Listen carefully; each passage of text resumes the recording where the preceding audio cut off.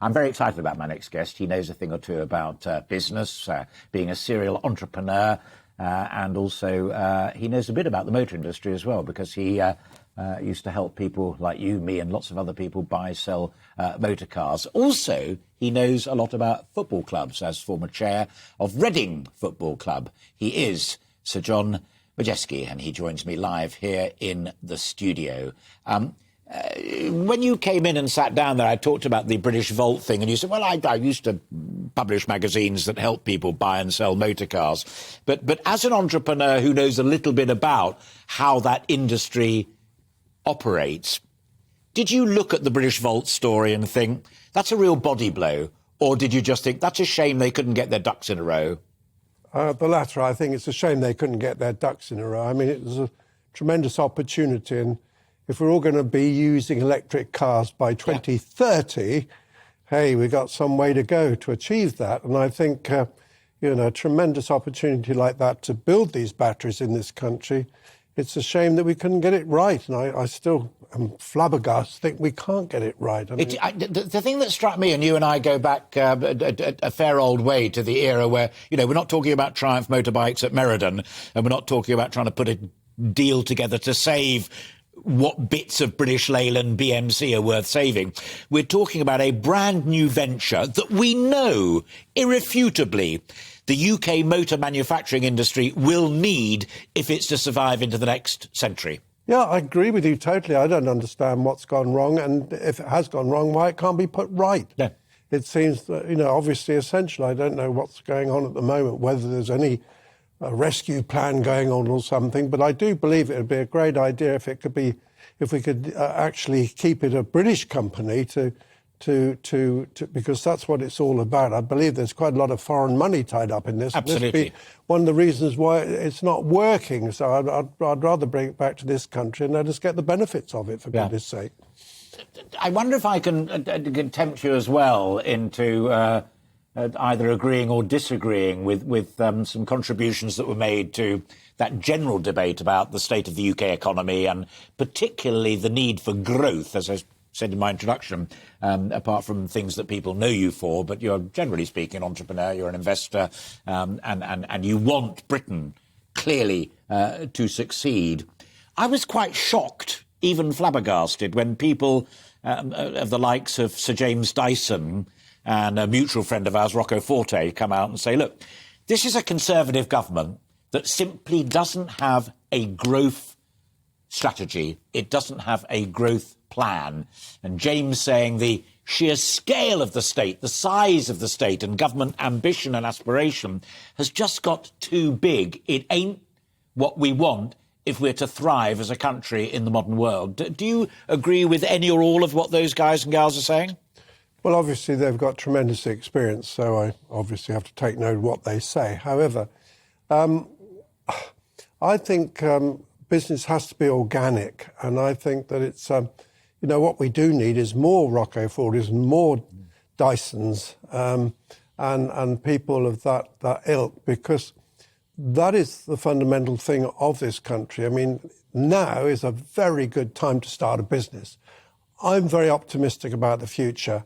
I say 2023, let's make it a roaring success. I'm fed up with the doom mongers and people carping about everything. Yes, it is tough at the moment. We're all going through it, but it doesn't matter what level you're on. Everybody's suffering right now, whether you're rich, poor or indifferent. Everybody's suffering. And quite frankly, we've all got to buck our ideas up and just make the best of it we possibly can. And all those budding entrepreneurs out there, go out there and have a go, because some of you will succeed. And that's what it's all about. And that's what I look forward to seeing happen. Yeah, and they are fascinating examples, aren't they? Because you could say Roccaforte, his dad set the business up from milk bars and coffee bars to a chain of hotels. But I had a long chat with Rocco at a dinner party not that long ago, and his ambition is to create a global chain, and he's halfway there, of really top-quality hotels that are owned by a British company, controlled by a British guy. And Dyson went from nothing to billions. Indeed. Yes, he's a very, very talented inventor, and that's half the battle, actually. I've got a company called Clearview Traffic, as I speak, And we make Solite road studs, which is like one of the cat's eye things, but you can see the linear pattern going into the distance. This is a British product. We employ 60 people, and I'm very proud of that company. And I knew I was coming on your programme yesterday, so I rang the CEO up and I said, what do you make of all this business of what we're going through at the moment, people working from home and everything? Because there was this overlap of when we had the lockdown with COVID, that people were working from home. I mean, they had to, but the malaise of that sort of drifted over into people not wanting to come back to work. I mean, it's so easy working from home for a lot of people. However, having had this chat yesterday, he said people want to come back to the office. They like the environment of it. We're all spinning off each other with ideas and so on, which I thought was tremendous. Yeah, absolutely. Yeah, and I think, we've just got to get on with it and make things work and be positive about the future and just build our great country back to what it was before the pandemic, before the invasion of Ukraine, and we can do it if we all pull ourselves together and be positive about life and be positive about the economy and everything else. Do you think in creating that air, and I agree 100% with literally every word that you've just said, that government's role in all of that is limited, but one thing that it could do, as again many of these commentators, James, Rocco and others are saying, is cut our taxes. So if those people who your CEO said, yeah, we want to come back and want to work, and they get in there and do it, they're enjoying it, it'd be jolly good if they were left with a little bit more of the money that they work their what's-its off to earn. Well, of course, everybody would like lower taxes. However, we are in difficult times at the moment, and government costs money. I do agree that the heavy hand of government involved in things doesn't necessarily work, and we've seen this time and time again. I mean, the National Health Service, civil service, and all the rest of it.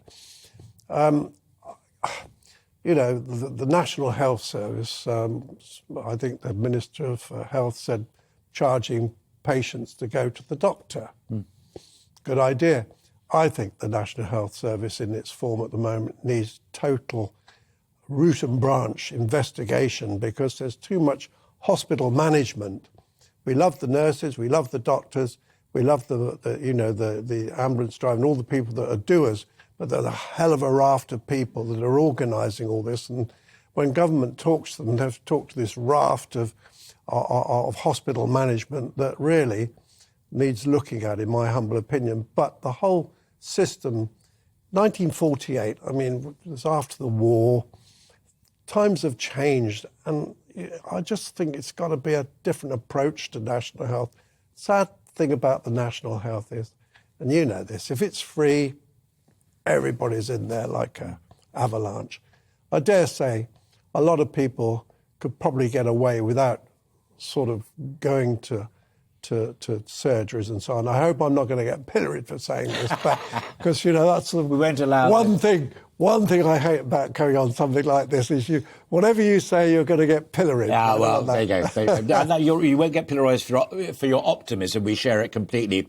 I'm fascinated by what you were just saying there about the NHS, because the only time I've got anywhere close to that was I sat on a panel with David Quayle, who was the Q of B&Q and created that absolutely brilliant retail operation.